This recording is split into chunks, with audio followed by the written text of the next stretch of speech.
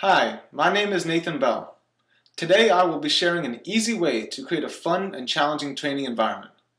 When I was a kid, my dad would toss a baseball at me on the ground, counting down from 5. I had to throw the ball back to him before he got to 0 for the play to count.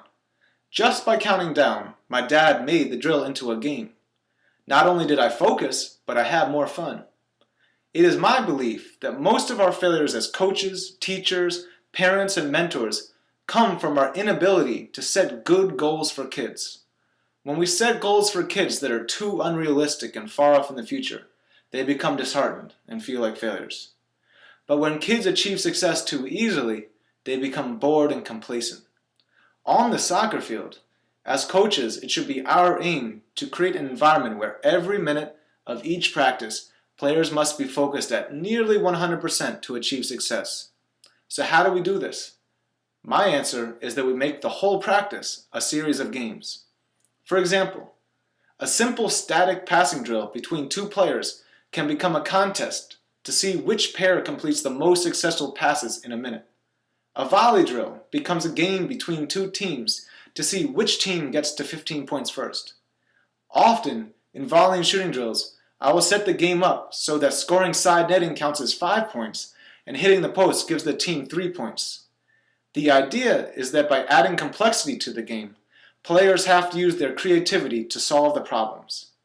Usually, I see players telling their teammates that it's worth it to shoot towards the corner because it gives them the chance for the big points. There's a belief in our culture that competition makes kids cocky or feeble, when really it does neither. When I was 21 and living in India, I committed to becoming a serious chess player. For the first half of my year in India, I had no one to play with, so I studied chess books and played against myself. Only when I found an old master to play with did I start to improve. On the same note, as long as the coach keeps an encouraging demeanor, creating a competitive practice environment doesn't mean that kids will become nasty to one another. It actually means that they'll have to work with each other to figure out how to perform the task more efficiently. Sports psychology research has found that intrinsic motivation is related to 3 key factors. Those factors are autonomy, relatedness, and mastery. What I found is that by making drills into games, all 3 components of motivation are covered.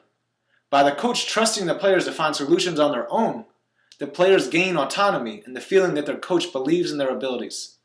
Since the players must work together to complete the task, they gain a feeling of camaraderie and relate better to one another. And since they will be focused so close to their maximum, they will perform the skills better than before and feel that they are improving. One passing drill that I like has the players set up behind 3 staggered cones about 30 yards from goal. I would toss the ball in the air to the first player on the left sideline, who passes the ball to the player at the next cone, who must pass it to the player on the far sideline, who then has to dribble to the end line and play the ball back across the penalty box for the first player to score. The cones are set up to represent the common positions of the wingers and a central midfielder.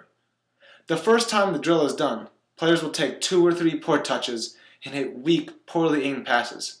But watch what happens when they're told that all 4 passes, the dribble and the score, have to be done in under 10 seconds. Suddenly, as you are counting down, the touches clean up and the passes become crisp. If you ask the group what else they could do to complete the task faster, they will, on their own, come to the conclusion that they should pass it 1 touch. And if you ask them how they can pass it 1 touch, they will say that their body has to already be facing in the right way.